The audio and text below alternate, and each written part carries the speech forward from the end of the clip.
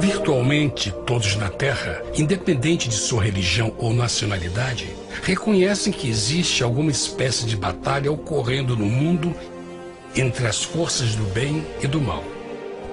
Uma luta colossal entre a luz e as trevas, a verdade e o erro, a opressão e a liberdade, o bom e o mal, e finalmente, a vida e a morte.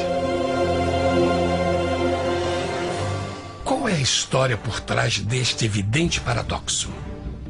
Muitas religiões, assim como a Bíblia, ensinam que além deste véu tridimensional do mundo físico que vemos, existe outro mundo espiritual que não podemos ver. Nesta realidade invisível ao nosso redor, se desencadeia uma batalha titânica entre o herói supremo e justo contra o vilão mais cruel e maligno. A grande pergunta é: quem são esses personagens e como e onde começou esta crise cósmica? Este é o maior mistério de todas as épocas e a história mais fascinante e verdadeira que jamais tem sido contada. Esta crise envolve cada pessoa sobre a Terra. Sim, cada pessoa.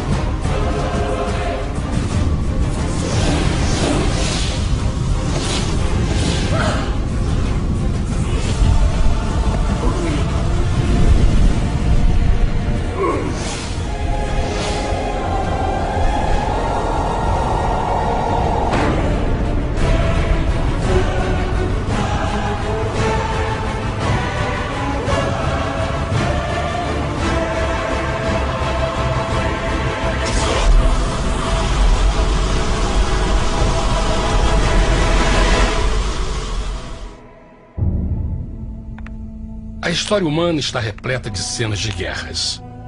E todas as pessoas já experimentaram conflitos.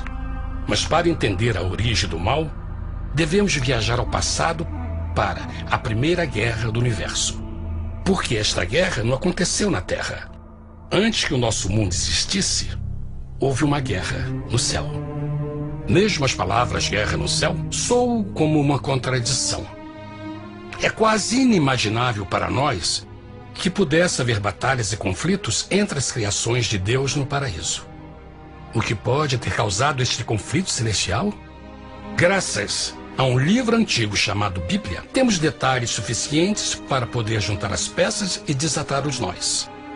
Mesmo que trágica, é uma extraordinária e bela história de amor que vai desde o princípio dos tempos até tocar pessoalmente a você, a mim e a cada indivíduo na Terra. Nossa história começa há muito tempo atrás na capital do universo. Em um lugar chamado Céu, que estava repleto de seres angelicais que amavam fazer a vontade de Deus.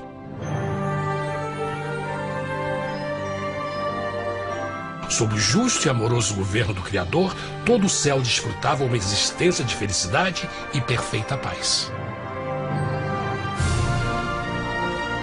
O príncipe supremo do paraíso e comandante dos anjos era o poderoso e amoroso Filho de Deus, mais conhecido com o nome que adotou quando veio à Terra, Jesus.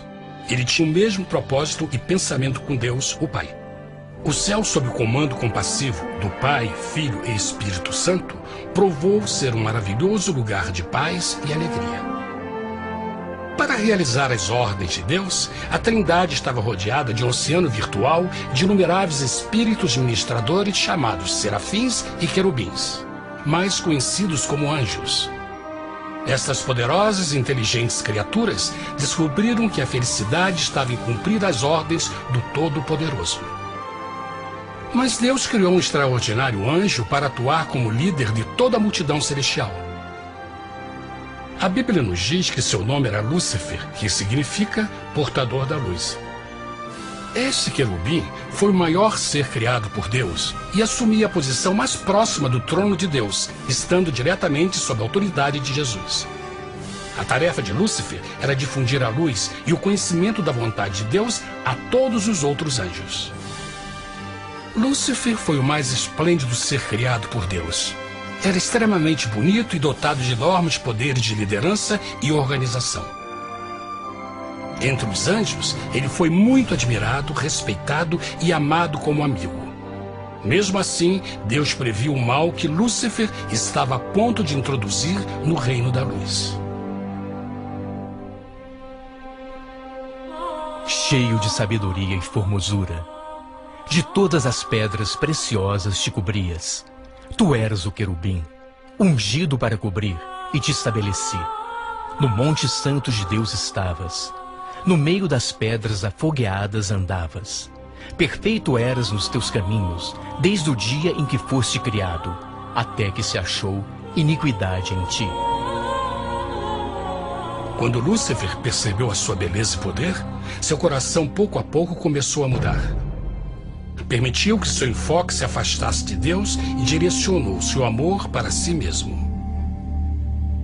Talvez nunca saberemos completamente como e por que estas sementes de rebelião germinaram em seu coração. Mas o profeta Isaías nos dá uma visão do pensamento de Lúcifer. Como caíste desde o céu, ó estrela da manhã, filha da alva, como foste cortado por terra, tu que debilitavas as nações. E tu dizias no teu coração: eu subirei ao céu, acima das estrelas de Deus exaltarei o meu trono. Subirei sobre as alturas das nuvens, e serei semelhante ao Altíssimo. Lúcifer, aos poucos, começou a cobiçar o poder de Deus, mas não sua personalidade. Ao pensar em suas próprias habilidades e belezas extraordinárias, os perversos tentáculos do orgulho e vaidade congelaram sua mente. Este ressentimento e inveja fizeram com que ele violasse a lei sagrada de Deus e se rebelasse contra seu governo. Precisamos fazer uma pausa e esclarecer algo. Desde o princípio, Deus ordenou que as leis da física governassem o mundo material em que vivemos. Sem essas leis naturais, o universo seria um caos. Do mesmo modo, as leis morais de Deus sempre têm dado segurança e estabilidade ao cosmos. Alguns pensam que os 10 mandamentos não existiram, até que o Senhor os entregou a Moisés no Monte Sinai. Mas as Escrituras nos ensinam que os princípios das leis de Deus sempre existiram por toda a eternidade, pois são a base fundamental de seu reino de amor. Seguros todos os seus mandamentos, permanecem firmes para todo sempre e são feitos em verdade e retidão. Os 10 mandamentos são um resumo das características de um Deus de amor. Os primeiros 4 mandamentos descrevem quem é Deus, seu poder, seu território e autoridade. Os últimos 6 descrevem como é Deus, sua honestidade, sua pureza, sua fé. Todas estas coisas sempre foram verdade e sempre serão verdade. Agora, pela primeira vez na história da eternidade, Lúcifer começou a violar estes princípios perfeitos. Lúcifer sabia que se fosse compartilhar o poder e status de Deus, necessitaria de apoio. E deu início ao trabalho. Começou sorrateiramente a circular entre os outros anjos, plantando sementes de dúvida e descontentamento a respeito da liderança de Deus, ao mesmo tempo em que, sutilmente, revelava suas próprias virtudes. Ele insinuou que Deus abusava de seu poder divino e suas leis restringiam a verdadeira liberdade e felicidade de suas criaturas. Com seu raciocínio audaz e poder de influência, Lúcifer pôde persuadir a um grande número de anjos a se unirem para seu motim. Talvez se perguntem, como tantos anjos inteligentes puderam seguir esse desertor? Bom, lembrem que até esse ponto nenhum anjo tinha escutado uma mentira. E nesse primeiro estágio da rebelião, os anjos não perceberam a obsessão de Lúcifer em assumir a posição de Deus. Não sabiam que finalmente ele planejaria a tortura e o assassinato do Filho de Deus na cruz com a intenção de ocupar o seu trono. Estranhamente, Lúcifer pensou que poderia ocultar seus verdadeiros propósitos de Deus. Ai dos que querem esconder profundamente o seu propósito do Senhor e fazem as suas obras às escuras e dizem: quem nos vê e quem nos conhece? Não pense nem por um momento que a rebelião de Lúcifer surpreendeu Deus e o pegou desprevenido. O Senhor sabe de todas as coisas e os pensamentos de suas criaturas. Ele entendia exatamente o que estava se passando pela mente de Lúcifer. E piedosamente Deus advertiu o desgarrado anjo do perigo. Mas no final, o orgulho e a vaidade não permitiram que Lúcifer se arrependesse. Então, iniciou a rebelião total contra Deus em vez da humilde obediência. Alguns podem perguntar: isso significa que Deus criou um anjo defeituoso? Não, mas ele criou Lúcifer com livre-arbítrio. Verão que o livre-arbítrio é uma coisa maravilhosa, mas também muito perigosa, incluindo o risco de uma rebelião e a possibilidade de que o amor de Deus seja rejeitado. Vejam que o amor real não pode vir de uma criatura pré-programada e não pode ser forçado, deve ser voluntariamente dado. Por exemplo, mesmo que seja bonito este cachorro robô, na verdade, nunca poderá amar-me.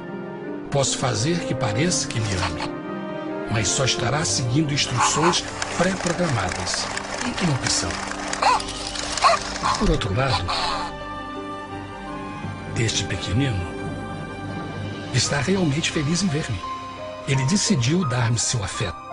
E com o tempo, nossa relação se fará mais forte, enquanto eu ame e cuide bem dele.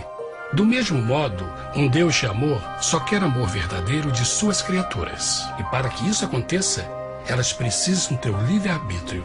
A rebelião de Lúcifer é a maior evidência de que ele tinha esta liberdade. Agora, a grande pergunta é: como Deus enfrentaria esta crise? Como lidaria com Lúcifer e com os milhões de anjos que se uniram nessa rebelião? Muitos questionam: por que Deus não acabou imediatamente com a rebelião? Afinal, ele poderia facilmente vaporizar Lúcifer com um raio. Mas isto teria solucionado o problema? Não, pelo contrário. Isso só teria intensificado as dúvidas e suspeitas que Lúcifer havia plantado na mente dos anjos. Lembrem que Lúcifer sabia, como ninguém mais, da engrenagem interna do governo de Deus. Sua destruição seria vista como parte de uma grande armação. E a razão que o motivou a servir Deus teria sido o medo da represália e não o amor. O Senhor sabia, na sua sabedoria, que a melhor forma de enfrentar a crise era permitindo que tudo seguisse o seu curso. Esta seria a única forma de se assegurar que o mal não se ergueria outra vez. Deixai crescer ambos juntos até a ceifa.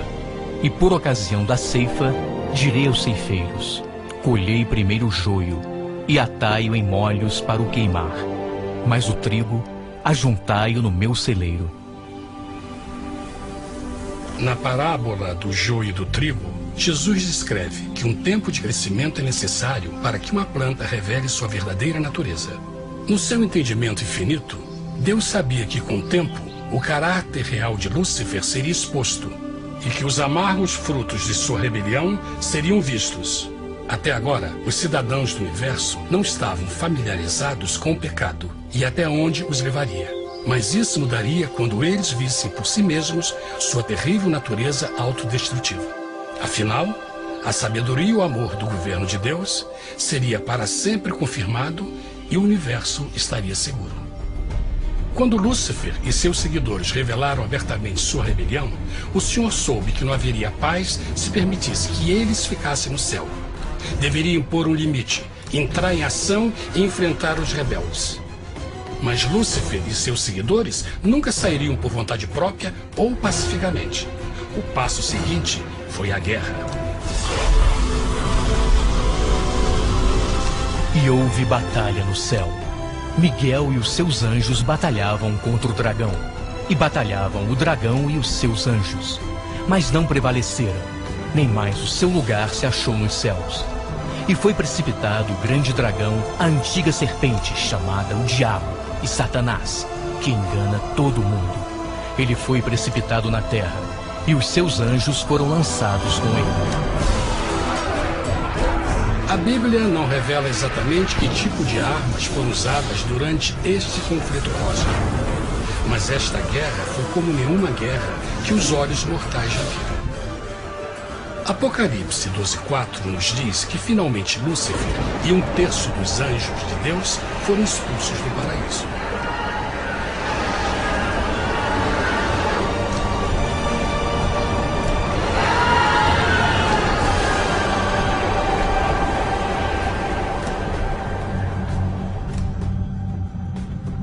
Mas e agora? Lúcifer tinha milhões de anjos ao seu lado, mas precisava de um pedaço de chão para continuar sua rebelião. Rápido, muito rápido, o universo começou a entender o quão doloroso e caro o pecado poderia chegar a ser. Mas a guerra não tinha terminado, apenas começava. Lúcifer, o portador da luz, agora virou Satanás, o adversário.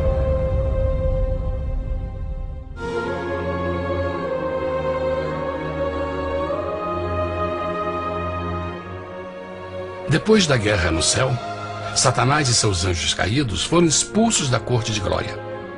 Por um tempo, o diabo e seus demônios vagaram pelo universo buscando inutilmente mundos que se compadeceram e se uniram à sua rebelião.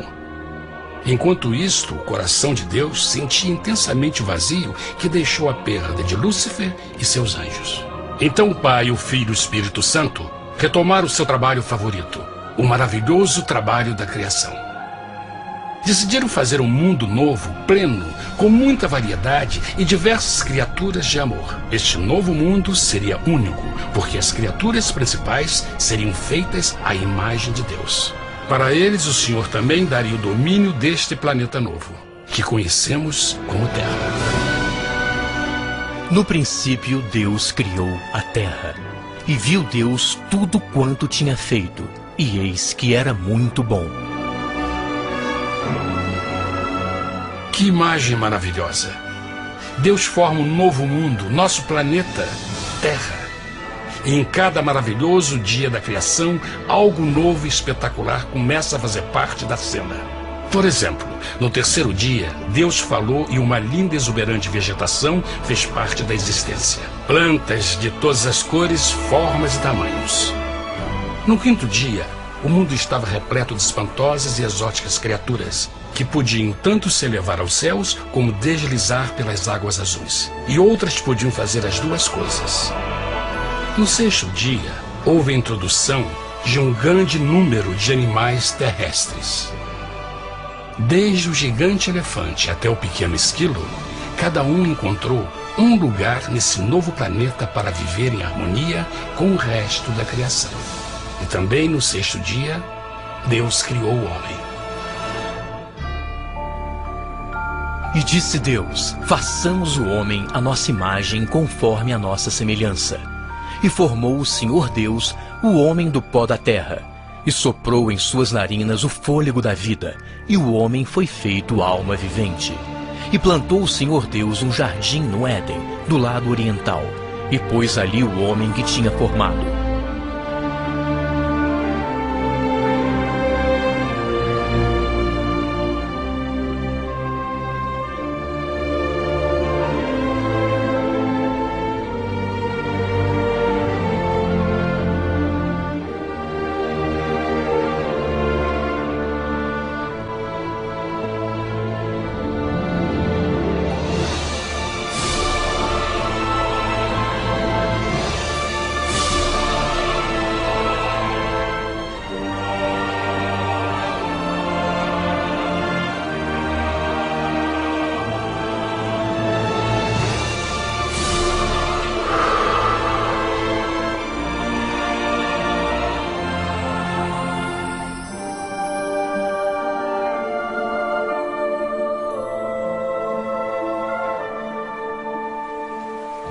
Mas que grande honra ser criado à semelhança de Deus, ser um indivíduo com liberdade de pensamento.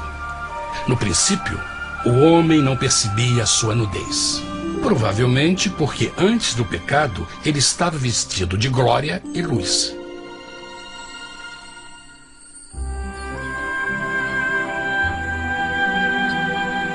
Deus também criou a companheira perfeita para Adão, sua bela esposa Eva.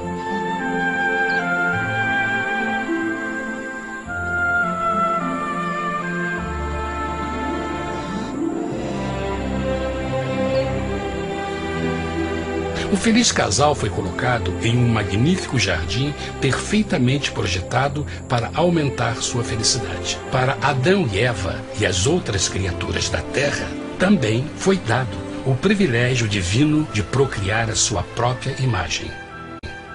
A intenção de Deus foi que a raça humana tivesse domínio sobre este paraíso perfeito para sempre.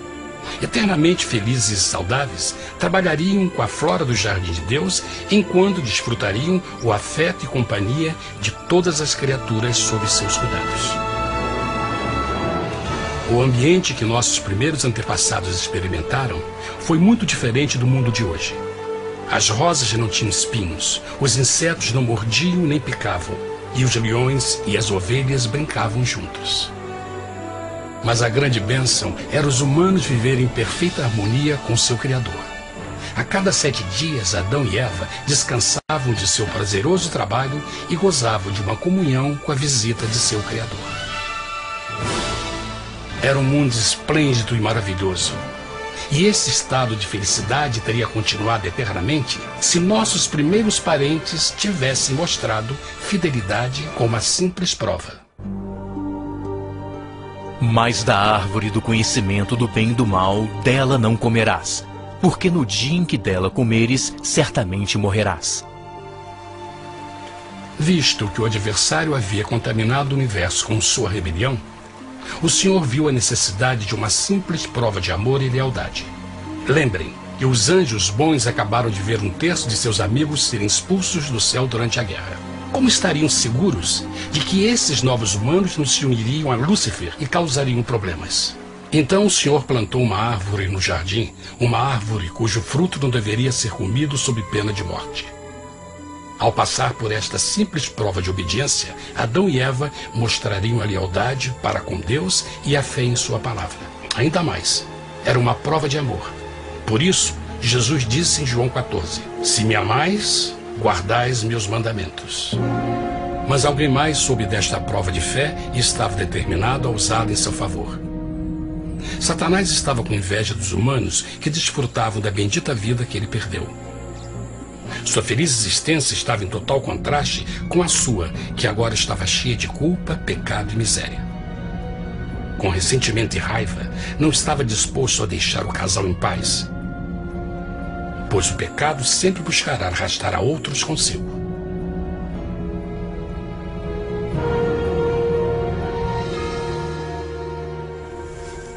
Então um dia, quando Eva estava concentrada em seu agradável trabalho, se viu sozinha e muito perto da árvore proibida. Foi quando Satanás viu sua oportunidade. Através de uma serpente hipnotizante, o anjo caído chamou Eva até a árvore e a envolveu em uma conversação.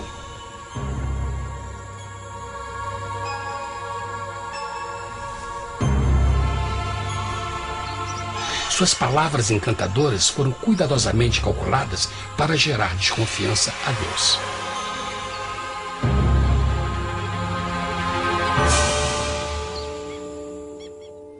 A serpente replicou à mulher, de modo algum morrereis. Deus sabe que no dia em que dele comerdes, vossos olhos se abrirão e sereis como Deus, conhecedores do bem e do mal. A mulher notou que a árvore era boa para comer, pois era atraente aos olhos e desejável para alcançar sabedoria. Colheu o seu fruto e comeu. Deu também ao seu marido, que comeu assim como ela. Tragicamente, quando Eva escutou a suave e sedutora voz do tentador, começou a ter certas dúvidas da palavra de Deus. A serpente enganou-o com a promessa de grande poder e sabedoria. Isso chamou sua atenção. Além disso, aparentemente um fruto deu à serpente a habilidade de falar. Que outros poderes poderia dar a ela? E mesmo tendo acabado de conhecer a serpente, ela confiou em sua palavra acima da de Deus, quem a criou, e lhe deu um paraíso para viver. Então Eva comeu o fruto proibido e convenceu seu esposo a fazer o mesmo. Adão poderia ter escolhido ser fiel a Deus, mas colocou seu amor pela esposa acima do seu amor por Deus. Quando os nossos primeiros parentes mostraram lealdade ao inimigo, o domínio da terra foi tomado por Satanás. Não sabeis que, vos oferecendo a alguém para lhe obedecer, vos tornais escravos daquele a quem obedeceis? Ninguém pode servir a dois senhores.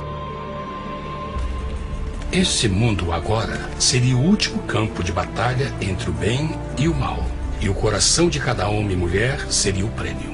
Adão e Eva não se deram conta desse tempo, mas seu momento de desconfiança e desafio abriria as comportas do sofrimento de milhões de pessoas durante milhares de anos.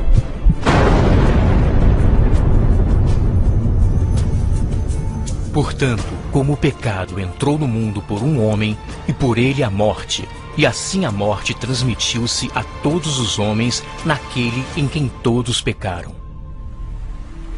Nossos primeiros parentes logo enfrentaram o terrível resultado de seu pecado. Em estado santo, Adão e Eva resplandeciam com túnicas de glória. Depois de pecarem, suas túnicas naturais de luz se desfizeram e eles ficaram mortificados com a sensação de sua nudez. Vergonha e temor tomaram lugar de sua alegria e paz e trataram de cobrir sua nudez com folhas. Agora eles se encontravam sob constante influência do diabo. Ao ceder à tentação, debilitaram sua natureza, e Satanás ganhou poder sobre a humanidade. As pessoas não podiam resistir às tentações do diabo com sua própria força. Por último, e o mais aterrador, se encontravam vivendo sob a pena de morte iminente. Deus havia advertido que a desobediência traria a morte. Já tinha experimentado a morte espiritual. Quanto tempo passaria para sofrerem a morte física também? Nesse ponto, seu futuro não tinha nada mais que escuridão e desespero. Tendo expulsado o homem, colocou diante do jardim do Éden os querubins com o cintilar da espada flamejante, para guardar o caminho da árvore da vida. Como o pecado provocou a expulsão dos anjos caídos de seu lar celestial, agora pela desobediência, Adão e Eva foram tirados de seu jardim, seu lar no paraíso. Tudo à sua volta estava mudando rapidamente, e a humanidade se encontrou suscetível às dores, doenças e finalmente à morte. Até os animais e plantas estavam infectados pela terrível maldição. Os espinhos e cardos agora pareciam árvores e flores, e os animais que antes eram gentis começaram a se matar e a devorar uns aos outros. O pior resultado foi que o pecado separou a humanidade de Deus. Mas vossas iniquidades cavaram um abismo entre vós e vosso Deus. São vossos pecados que ocultaram de vós sua face, para não vos escutar. Na criação, foram dados a Adão e Eva a honra de falar com os anjos, e até com o Filho de Deus cara a cara. Mas Deus é tão puro e santo que nenhum mal pode existir na sua presença. Agora que os primeiros humanos tinham pecado, Deus afastou sua santa presença deles para a sua própria proteção. O pecado tinha queimado uma parte da alma do homem que já não podia ver a dimensão espiritual. Deste momento em diante, a comunicação com o céu seria limitada. Mesmo com todas estas maldições caindo sobre Adão e Eva, o coração do Senhor se encheu de compaixão. A lei que haviam violado não poderia ser alterada para salvá-los, pois é tão sagrada e imutável como Deus mesmo. O Senhor sabia que havia só uma maneira na qual o homem podia se redimir. Então um plano foi revelado, nascido do fundo do coração de Deus. Um plano para salvar o homem de seu encontro com a morte eterna e restaurar tudo que estava perdido com o pecado. Seria de grande intensidade, alcance e poder, mas seria um plano que também implicaria num enorme sacrifício. O amor de Deus para conosco se manifestou por ter enviado ao mundo seu Filho unigênito, a fim de vivermos por ele. Nisto consiste o amor, não em termos nos amado a Deus, mas em ele nos ter amado e enviado seu Filho para se sacrificar por nossos pecados. As Escrituras claramente ensinam em Romanos 6:23, o custo do pecado é a morte. A lei violada demandava a vida do pecador e só tinha um em todo o universo qualificado como substituto da humanidade. O Criador só podia pagar a dívida de suas criaturas tomando seu lugar. Então Jesus Cristo, o Filho de Deus, concordou em deixar a pureza, glória e segurança do céu. Ele viria para morrer em nome do homem em seu malvado e renegado planeta. Ele nasceria como um inocente e indefeso bebê, suportaria uma vida de dor e vergonha e mesmo assim viveria uma perfeita e vitoriosa vida. Finalmente, ele teria uma morte humilhante para poder ser o substituto da humanidade caída. Por seu sacrifício, a humanidade incrivelmente receberia uma nova oportunidade de ter a vida eterna. Seu sangue seria o resgate para um mundo raptado por Satanás.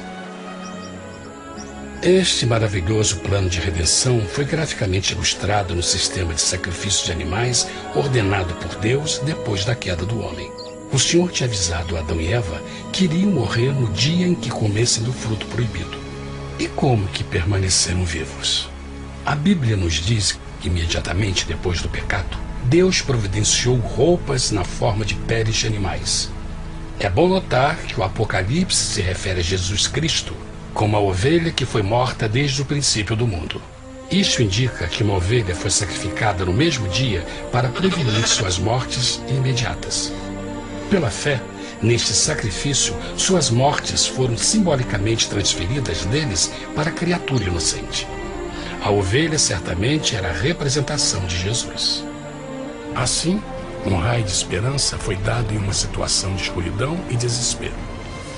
Através do arrependimento e a fé no sangue do Messias, qualquer humano poderia uma vez mais ser filho de Deus. Mas mesmo com este grande plano para a humanidade, Satanás ainda tinha o domínio da terra. E a vida na terra não estava fácil. No mundo haveis de ter aflição, mas coragem, pois eu venci o mundo. Naturalmente, muitos se perguntam, como um Deus amoroso e poderoso permite dores e sofrimentos no nosso mundo atual? Mas está claro desde o Gênesis que Deus nunca quis que nós tivéssemos o conhecimento da dor dessa vida. Quando o mundo saiu das mãos de Deus, a terra era um maravilhoso paraíso. Foi o pecado de Adão e Eva que deu a Satanás o direito de assumir o controle deste planeta. Devido à sua trágica eleição, o diabo e seus súditos ganharam o poder de tentar e atormentar os humanos, introduzindo a doença, a dor e o sofrimento.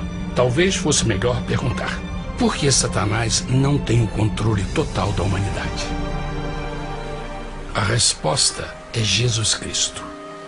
Talvez já perceberam que a morte de Jesus na cruz deu a cada um de nós a oportunidade de sermos salvos, mas na verdade fez muito mais do que isso. Quando o Salvador ofereceu sua vida para redimir a terra, esse ato poria restrições ao controle de Satanás sobre a humanidade. Satanás não poderia forçar nossa vontade e seu poder de nos ferir seria limitado. O sacrifício de Cristo também nos trouxe um tempo de prova, durante o qual poderíamos ver a diferença entre o governo de Deus e o de Satanás, e então decidir a quem servir.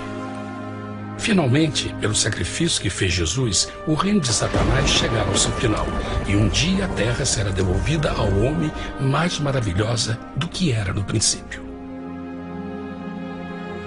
Mesmo Adão e Eva tendo começado suas vidas como exilados do paraíso, ainda tinham esperança. Deus providenciou peles de animais sacrificados para se cobrirem.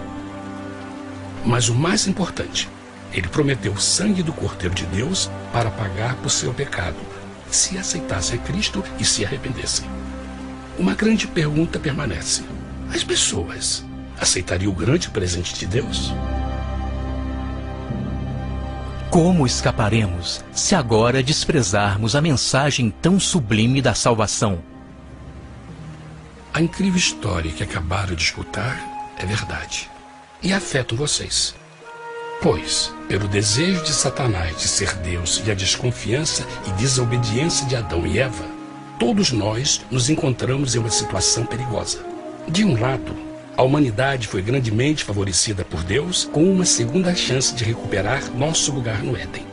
Por outro lado, se nós desistirmos de aproveitar esta grande chance, nos tornaremos escravos de Satanás e finalmente seremos destruídos quando Deus limpar o universo do pecado.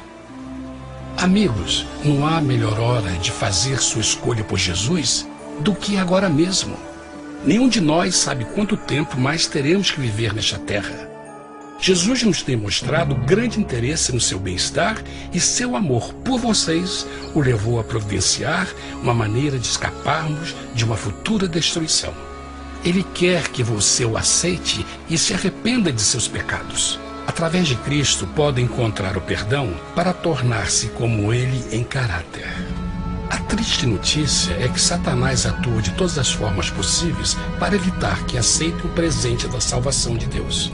Devido à nossa rotina da vida, o amor ao dinheiro ou alguma outra distração fascinante, ele trabalha para manter a todos ocupados e afastados do que, na realidade, mais importa, sua salvação eterna.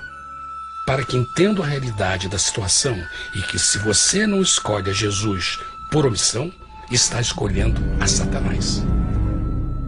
Mesmo que a terrível escolha de Adão e Eva nos traga morte e miséria, vocês agora podem tomar uma melhor decisão. Deus está oferecendo uma paz que satisfaz o anseio mais profundo de sua alma e uma alegria que não encontrará nas atribulações deste mundo. O desejo que tem o coração de Deus é que seja salvo e esteja com Ele no paraíso. Mas o único que pode mantê-lo fora do céu é você. Imagine a tragédia que seria se você recusasse este precioso presente. Você pode decidir hoje e aceitar a salvação que Deus prometeu. Na verdade, nesse momento, pode aceitar a vida eterna através de Jesus Cristo. Posso convidá-lo para que acompanhe agora mesmo em uma simples oração, aceitando sua maravilhosa oferta? Por favor, repita depois de mim. Querido Pai Celestial, venho a Ti agora e humildemente pedir Teu perdão. Senhor, confesso que sou um pecador e violei Tua santa lei. Entendo que a pena por esse pecado é a morte. Acredito que Jesus Cristo sofreu e morreu na cruz para receber o castigo por todos os nossos pecados. Acredito que Jesus ressuscitou e eu o aceito como meu Salvador pessoal. A partir deste momento em diante, Te dou o meu coração e o aceito como Senhor da minha vida. Por favor, perdoa todos os meus pecados e envia Teu Espírito para ajudar-me a fazer a Tua vontade. Te agradeço por Teu grande amor e aceito Teu presente da vida eterna. E eu oro tudo isso em nome de Jesus. Amém.